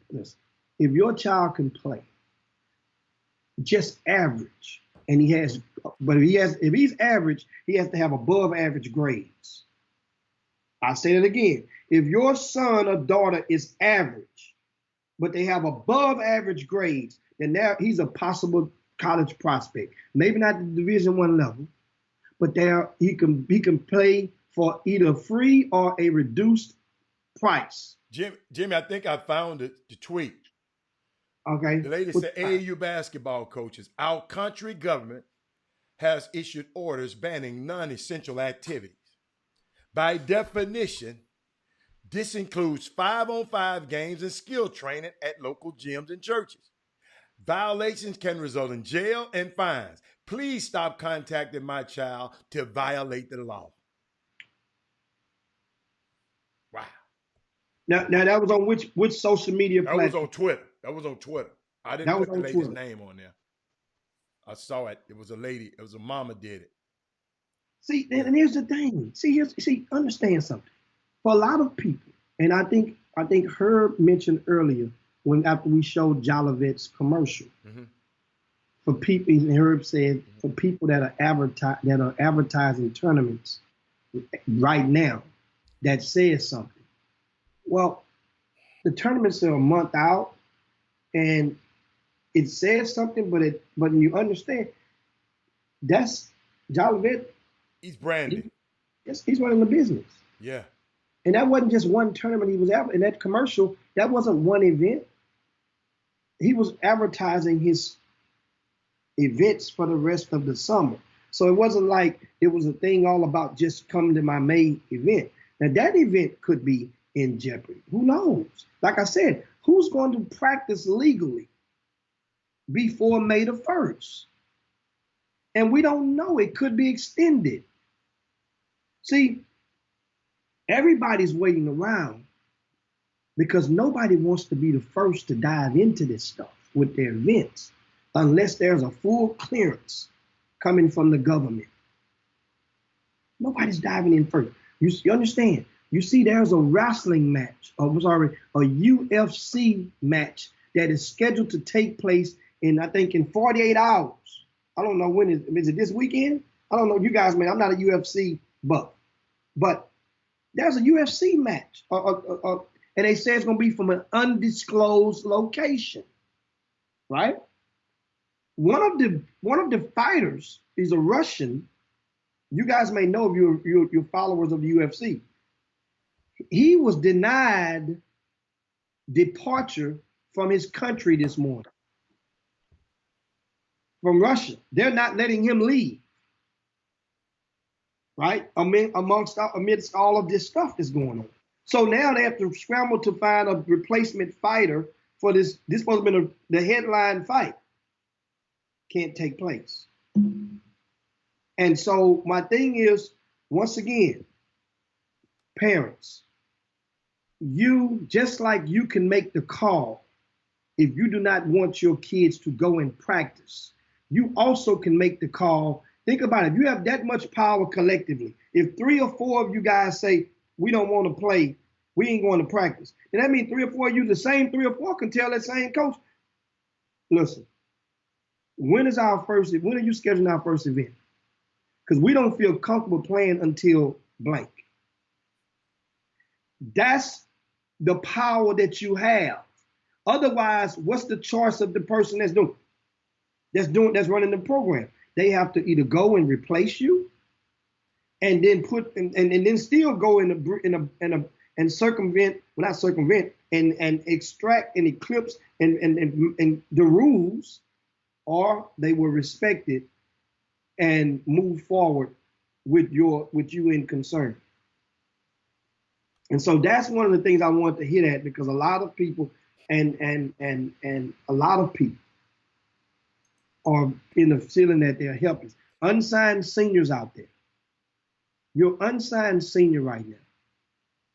Stop using the excuse as though you not having the opportunity to play anymore is the reason that a college coach isn't there to offer you a scholarship. Stop. And grown folk, y'all should know better. Y'all should know better. This kid, you've played in front of colleges, coaches for several summers in a row. You played at your high school. If you couldn't move the needle on your high school team, do you understand? What do you think? Understand, everybody has a mixtape. That may be your best bet. Go get a mixtape made. Because now the coaches can't come out, but know what their attention is focused on the transfer portal right now for most colleges that are of the Division I stature. And the NAIA is looking at the transfer portal. The junior colleges, they are looking at the transfer portal. The JUCOs, here's what the JUCO coaches are looking at in the portal: freshmen. Freshmen. Because if you're a freshman, then you can come to junior college and play 1 year from called a 4-2-4. I mean, from a 4-year to a 2-year, then with the hopes of going back to a 4-year. That's what JUCO. So the freshmen, they become JUCO bait for a lot of guys. Now, it's up to the player, because that player may not wish to go and go the JUCO route. He may, because there's optimism that the NCAA may insert the provision which will enable every player to transfer once without sitting out. So that's the momentum that the player has. And I'm going to tell you guys something. Heather, when they pass that rule, it's great as far as the freedom that you have to leave, but I've talked to several Division I coaches about that very rule over the past 4 or 5 days, and I'm gonna tell you something. They are waiting with their licking their chops because they know, they say that the sophomore, not the freshman, but the sophomore on up, or junior, or sophomore or junior, who's the transfer in the portal, once that rule that comes into effect, they come to you, they're stuck. They're stuck. That's what many of those coaches will be going after, the sophomore and the junior on that one transfer exemption rule. Think about it, what's happening. So that means, all of that means combined, less opportunity immediately for the high school graduating senior. That's what that means. That just means the top kids gonna always get there. The marginal, the kids that are in the gray area, those the ones that are you talking about, right, Jimmy? The kids that are in the gray areas. Yeah. Oh, in the gray area. Yeah. In the gray area mean you don't have no recruitment right now. And Jimmy, Chris, coach just put it on the Chris Harris got a D2 offer. I forgot the name of the school. Y'all can place it up there. And Jeffrey Day also said his son got an offer. Also, I guess this just in the last day. But Chris Harris, I'm talking about Chris Harris, the guard who plays with Bryce at Hightower. Somebody, that coach down there, they're gonna get a great player. So what advice? So I think that I don't know how many offers that is for Chris, but I don't know anything about the college. I saw the college because I even liked the tweet. I'm not familiar with the college, but congratulations, Chris Harris and Bobby Benjamin and once again, Roger State, Jimmy. I'm sorry. Once again. Mm-hmm. Stephen Woods, did you ask that college coach how did he get your cell phone number? Please let the kid and the parent know, because they may be actually it was two of your kids that they were willing to offer. Ask and be sure to let both. Jimmy, they must have got the name from you. You damn right they did. Well, you looked out for my boys. Okay. No. I look out for most of the kids in this city. No, but that, they no. Know it. I and know. You know that. No. It's personal to me. That's personal to me. What do you mean personal? It's been personal to me for 19 years. No. But you look out for all the kids, and that's good. But it hit home with me because I'm thank you so much. I'm glad. So you didn't have to wait on Stephen Woods. I am so glad. Listen, if don't nobody else thank you, I thank you. That's the whole thing. A lot of people, that's why, remember I started the campaign back in the fall. And I say parents, please just start asking high school coaches, please just start asking with a common degree of courtesy. Right. Hey, this is what you can say. Or you can put it in your own words in this fashion. Hey coach, I don't mean to interrupt, but can you let me know who gave you my cell number? That way I can know who to thank.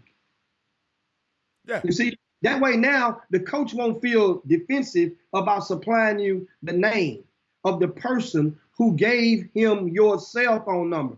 Coaches, your cell phone numbers aren't listed in a catalog. Parents, your cell phone numbers aren't listed everywhere. Now, understand, they get them from the coaches packets. Yeah. And Stephen Woods replied to you, he said he didn't ask you. So, Jimmy, you just trying to get people in a habit and asking who, because that makes sense.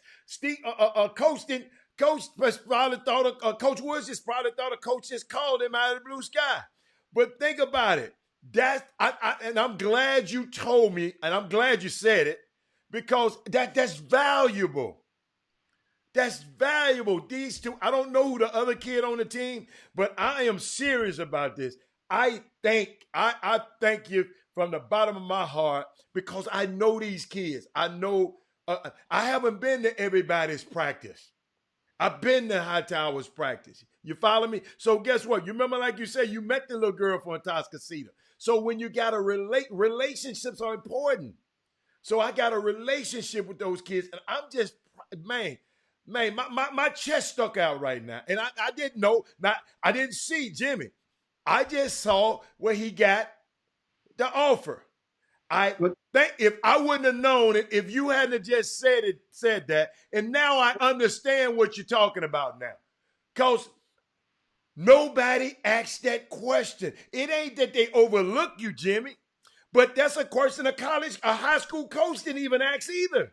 He about to call him now. Well, here's the thing. Here's the thing. A lot of times, here's why I say this. Because a lot of people in grassroots sports, here's where the conflicting point comes in. It's either two things that you see people chase: the power, money. Some people chase the power, some people chasing the money. Some people get the power, then they end up getting jealous because they see the people getting the money, and then people get the money, they don't have the power. So it's a wrestle. But then you got many that's trying to chase both at the same time. You're not going to call it get both at the same time. So in order to suppress and try to attempt to dictate the degree of power, what people would do is they would be reluctant to give out the cell phone numbers to those of which will help the college coach out in an expeditious manner, meaning they will continue to keep themselves in the equation and serve as the liaison. You see, coach, they'll relay the message from one side to the other side. That's good to hear, though. That's in an effort to, and what that does is, guess what? I'm not saying, once again, disclaimer, I'm not saying that's bad. I'm just saying for the parents' sake, or the coach or the high school coach's sake, if you could ask the question, how did you get my cell number, so that I would know who I need to thank, so I would know who's really on my side. Because I know once the kid commits, 5 people gonna raise their hand and say, man, I got it done. Ain't no bad thing. That's how the life goes. But then the people that it directly affects, they will know. They will know. And in that way, now the person come lying or attempting to lie to them, saying, I got this done, and the parent will know, because they will know. They will have asked the magic question. And that college coach ain't gonna deny, he ain't gonna lie to you. He gonna tell you, know why? Because he's gonna think he's giving that guy a bone, which he is. And parents, once you find out, reach back and thank the person who threw you a bone. To say, no matter who it was, reach back and thank them. Hey, man, appreciate that, man. Good looking out. That's all it takes. That's what I'm saying. That way now you will know. There are some people that can be around you every doggone day and ain't trying to throw you no bones. They're really trying to steal your bones that you got on your plate. They're around trying to get all your business so they can go relay it across the street. Who's helping you? Everybody that helps you don't have to go to social media and let the world know. Remember that. Everybody don't. And understand. So therefore, you guys. Wait a minute. We right now. You just said everybody don't have to go to social media. Because a lot of people like going to social media, and they'll go to social media and they'll let the world know, or they'll break the news, or they'll say, oh, this got this, he got that, or take them, snap pictures with this and do that. Everybody don't have to do that. But parents need to know. What you mean everybody don't have to do that? Who don't have to do it? What, the player or the coach? Who? I don't understand. The person who's helping you. The person who's helping you. The person don't have to do it? No, you don't have to go. The person is, if a person is helping a player. But Jimmy, you just did it. What I just did was I went and I say a person don't have to. I say nothing wrong with it. Oh, okay. I got you. I'm different. Okay, I got you. Okay, now I got you. Okay, now I understand. I'm way different. Okay, I got you. Okay, some people don't. Some people don't, and some people do. But understand, try the consistency. Think about the consistency. So that's what you watch. There's another kid that got a Division I offer this past weekend and committed this weekend. And you guys know, Pally, you know, who was right in the middle of that? Oh yeah. Well, I'm sorry, not in the middle of that. Who ignited the charcoal? Oh yeah. I didn't in the middle of I remember, nobody. I remember we had a conversation. I'll never forget it. Chris Walker sit there and he gave me some college eyeballs. He said, "This is what it is." I went and he said it again, and Jimmy, I wrote we talked about it on the show that day. We were out at Pasadena, one of them Pasadena high schools. The kid had just played against. He was playing in the tournament. I'll never forget it. Johnson knew, and now he's at Old Dominion. So once again, I say pay attention. So for those of you who may have been somebody trying to plant a narrative that my fire can't keep you warm. Yeah. This is proof in 2020. Thank you so much, though. With minimal energy behind it, that's how easy it is to get a kid a scholarship. But then it ain't that easy. Them kids had to be pretty decent too to that. No, you got to be above, either average with above average grades or above average with average grades. One of the two. And you're a prospect, not necessarily for Division I. But this young man is above average prospect. Oh yes, of course he is. And everybody doesn't put the numbers out, and the numbers that's why numbers can be skewing, because there's going to be people that's going to be first team all district ahead of him. That don't mean that they're better college prospects than him. A better college prospect or better player. A lot of times the all district teams are picked, and the all regions are picked on their stats a lot of the times. That's why they have another category for the guy that don't have the stats. Know what they call him? The defensive player of the year. In your all districts, you ever started that? Yeah. That's the guy. That's when the guy who don't have the offense normally, or that's reserved. Doesn't mean it's gonna be that way, but it's reserved for that guy that play hard, that's playing the Patrick Beverly role. You defensive player of the year. So that's the thing. What the hell happened on 60 Minutes last night? Freight, you. Oh man. What the hell happened? Yeah, 60 Minutes. You know, one thing about it. I didn't see it. I tell you all the time that I tape it every week. Yeah. And that's why a lot of times in the past, I've mentioned some stuff I saw on 60 Minutes. Well, last night they did a segment they shed some light on the pipeline of African players coming to America during their teenage years to pursue the dream, the hoop dream. Pascal Siakam. Keep going. And they just showed him in a highlight, but it wasn't about. No. But he is an African. It was I mean, him and Joel Embiid and a lot, and a lot of others. But so now this they centered on Taco Fall.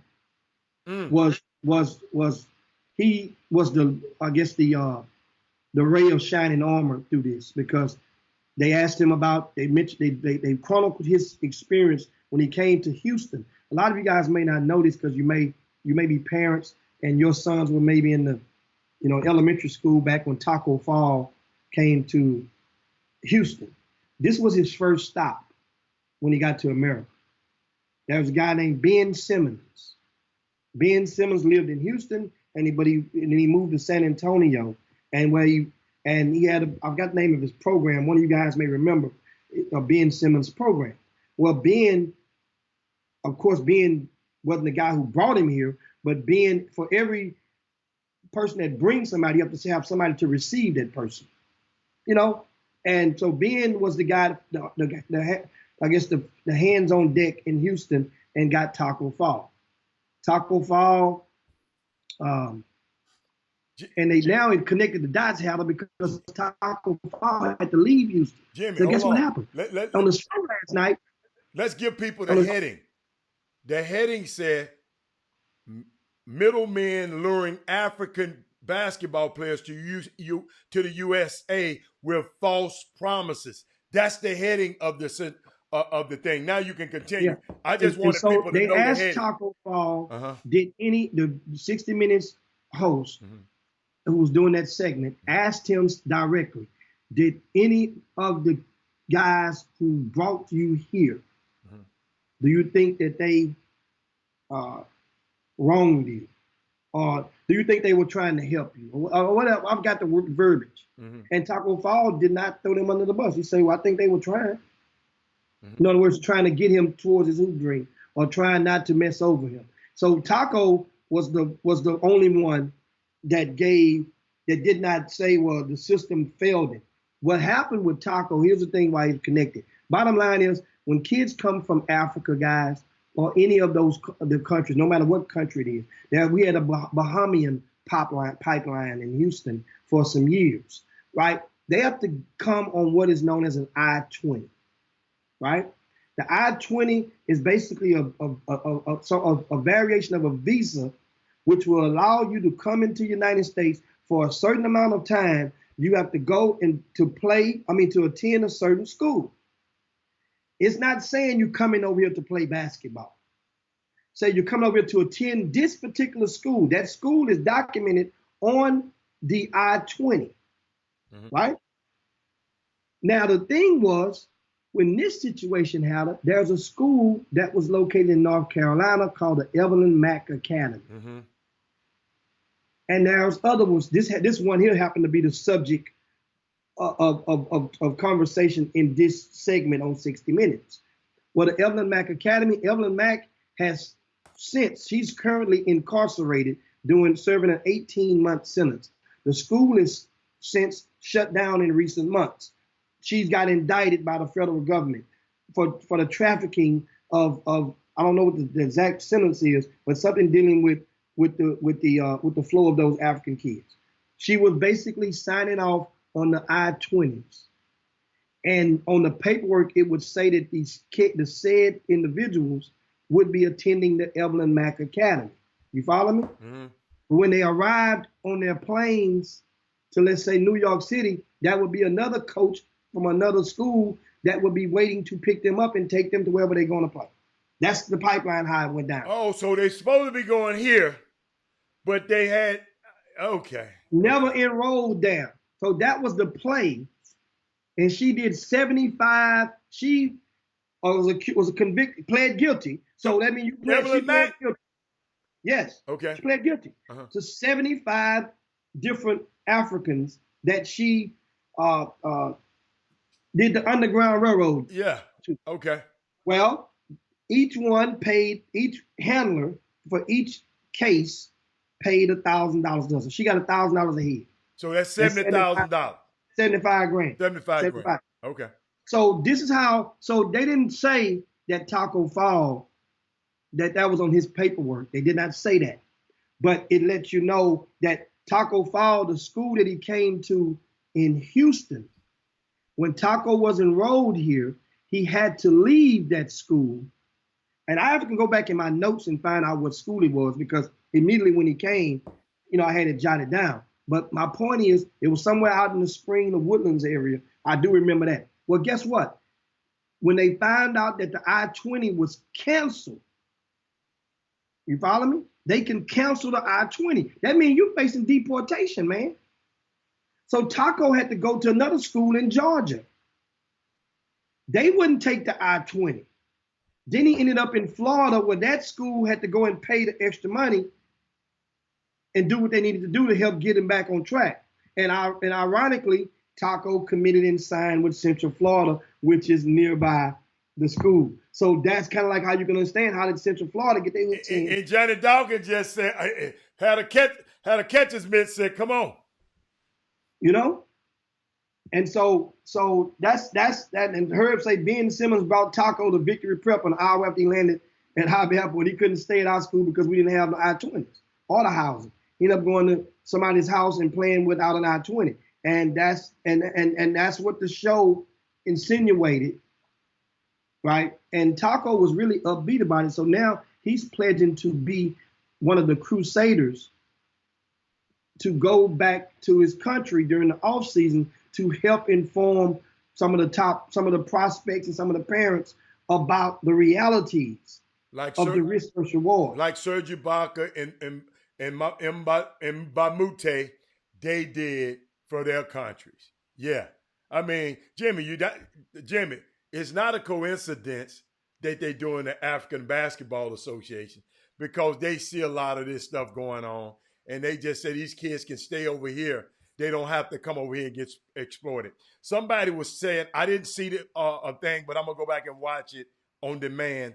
They were saying that the handlers were demanding 40% of these guys' income if they make it. Up to. That wasn't a regular. Up to. Man, they say that somebody got as much as 40%. They didn't say who it was. They didn't say who the young man was. But obviously, if they got 40%, know what that means? That means the player made it to the pros. You follow me? Think what I'm saying. For them to, they say he got 40%, as much as 40%. For him to get it, you got to get it before it become a guy. Yeah. For him to get it. What you say? You had to get it before you get it before it get got. You got to get it. It's a get before it's a got. Remember, get is present tense. Got is past tense. He got 40%. So that means somebody had to make it, and they're embarrassed to say, "Man, I don't want to put my business out there like that." Because that would be, dude, that means you getting paid more than he getting paid when you take out taxes. But we don't know if it's 40% after taxes or not. But hey, get what? If dude that's true to ask for 40%, he probably getting his off the top. He probably wrote it in there. I mean, so it's just it's underworld in everything. There's an underworld in everything. And B. Scott talking about the player needs a lawyer. Guess what? He gonna have to pay the lawyer too. Yeah, I mean, Haddle. They had one young lady. Thon Maker might be the one, Jimmy. You know what? He could be. Thank you, John Coswell. He could be. I don't know who it is. No. But he made it. But whoever it is, they made it. Understand that they've been doing this for a long time. It just so happened is the abuse, and no one tell you the part that grabbed me was when the Evelyn, what I say the name of the school was, Evelyn Baker, whatever. Yeah. The name of the charter school. Evelyn Mack. At the Evelyn Mack Academy. She's a former police officer. You hear me? Who's locked up now.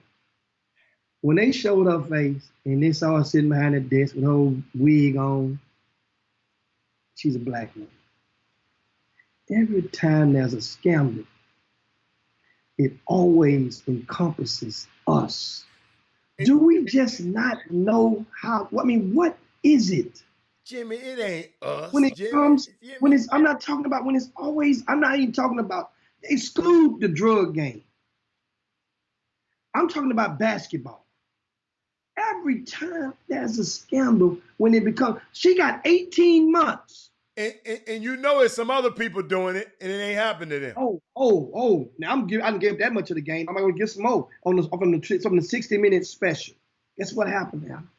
The judge was furious. And in the transcripts, he made the comment to the DA, to the prosecutor, and said, these are 75 different cases. Why is she the only? She wasn't the sole co-defendant. Yeah. Why is she the only person charged? Right. Which is a hell of a question. Then the young man who they were chasing, and they found him, and he lives in Texas right now, guys. He lives in Texas. Is he undocumented? No, it's an American. Oh, okay. Oh, man, one of the guys who one of the culprits. His name came up in the transcripts during Evelyn, his name came up several times, according to the 60-minute. Did they call his name out? Yeah, they showed a picture of him. They showed him a video of him. They invited him to 60 Minutes for this show last night. He agreed to come. This nut took the money and flew to New York City. They put you up in the hotel when they do that type of stuff. And guess what he did? What? He ganked them. He shot a ghost. 1 hour before the taping, he called and said, I'm backing out. I don't blame him. So they went and caught him. They went and posted up in front of the hotel and caught him coming out the hotel to get in the Uber car. And they and they got some footage of him interviewing him, asking, and then and now what I'm expecting is, once again, he moved to the Cedar Park area. I think Cedar Park is right outside of Austin. That's what they don't say it on the show, but I know from my ears on the street, that's Cedar Park. That's the area that. And Jimmy, somebody told him, man, you better not show up there. They might have him. Jimmy, he must have heard what the judge said. But that's a unique. Thank you, Freight, for bringing that up, because I did not see it, but now I'm gonna go watch it now. And that's interesting, Jimmy. I always thought it was some shady behind when they bring these foreigners over. I've always thought some, because I saw some things in my time in AAU basketball that I just didn't understand. I didn't like. But guess what? I couldn't do nothing about it. But some things that I found very unnerving, having these kids that, from overseas, and they bring in here. And I think those kids are at the mercy of some of these people. So that's a form of, that's a form of, Jimmy. If you don't have control of your situation, sometimes that's a form of, that's trafficking. That's a form of human trafficking to me. So wow. Now I understand African Basketball Association, but hey man, that's a great thing. What else you got? I want to give you guys, of course, the WNBA has announced that they are going to proceed with their draft on April the 17th. It would be a virtual draft. And depending on how that goes, that could be the route the NBA takes. Could. Not likely. However, the NBA draft, which is scheduled for June the 25th, I think is somewhere around that date, it will likely be pushed back, because they're not going to have the draft until the season is completely over with. Now, the NBA, once again, they're also considering Las Vegas as a neutral site to complete the season. Las Vegas, that means those one city who's been more affected than the next would be as a schedule. Or attempt to Jimmy, and let me help them. They're going to bring all the players. Jimmy, they were thinking about, I just heard the things throughout. They said, let's give, because they was talking about one of the resorts, because ain't nobody using them no way. But they were talking about a university of a UNLV, because that's the place that the summer league is held. Thomas one. Thomas and Mack. Huh? The Thomas and Mack Center. But it got 3 different venues inside on the school campus and practice facilities. So they was just talking about let's sequester a commune, all the NBA players that are in the playoffs, and they the referees. So Jimmy, I added it up. That's 450 players, right? Not really 450 players, because unless they're gonna finish the whole regular season. If they're going to finish off a few games of the regular season, they'll bring all 450 players. If not, they'll just bring all the playoff teams and sequester them with the referees, the officials, the coaches, and all of that. And then they can play those games without fans, without just about 1,000 people who have been tested. They eat together. They do everything like a commune. So, it's interesting. That's very, very interesting. Because Jimmy, they want to get this. Jimmy, they want to salvage this season. LeBron is not getting any younger. Jimmy, he's not getting any younger. So it's a unique situation. But I was going to talk about a little bit more about that tomorrow. Yeah, we talk about that tomorrow, and of course that. But by the way, guys, of course, man. It's that time right now. You guys know what time it is. It's that time for you guys to go. And I understand, thanks so much for hanging out with us today. Make sure you come back tomorrow. We got that topic, of course, with the NBA and the draft, and also an options with that. We'll be talking about and discussing tomorrow. We're going to the mailbag tomorrow. If you have a question regarding recruiting with amateur sports, send us an email, chopshop chopshophtx@gmail.com. chopshophtx@gmail.com. Send us an email with your questions. We'll be sure to get them on and talk about them tomorrow. And also, man, we thank you guys, and make sure you be safe and be smart. Remember, choices and consequences. Remember that as you proceed through the rest of your day. So we want to take you with that. We want to thanks, of course, for all of the comments, man. Some good, great yeah, they were awesome today, man. Man, I love that Boom Boom Room. Absolutely, and on the YouTube. You can't forget the guys YouTube. No, excuse me. That's Boom Boom Room too. All of them. Yeah. I mean, shout out to I see the Nolan Hamilton and Martin Vaughn and Darrell Anderson and all of those guys. And just some of the names, some of the few that are on there. Yeah. They're streaming live on both platforms. And Jimmy, let me go and give you. I sent you. Go and call out the list that I sent you. Herb Baker was one of the top. Look at your phone right quick. From Thursday, guys. Yeah. From Thursday, the top posters, right? We only mentioned the top 5. Right. In 5th was Todd Holmes with 16. Mm-hmm. Alfio Vizzi, 25. Okay. Michael Jordan, 27. Kevin Freitman had 33. And our winner from Thursday. Who was? It's Thursday. Herbie. With 35 posts. Comments. Herb Baker on Thursday. Alan Branch must have had Herb intrigued. Hold on, watch this. On Thursday. I appreciate Alan Branch for filling in for me on the Chop Shop. Yeah. And he'll be back with you guys soon. Don't get it twisted. But meanwhile, you guys be safe. On behalf of Robert Howell, Jim Hicks, it's time to slide on down Dino's back and yabba dabba do this thing. See you guys in 22 hours. Chop Shop. Jim Hicks, Rob Hatter, you are now tuned in to the Chop Shop. I'm Retro, let's get it. We in the Chop Shop, we live in the Chop Shop.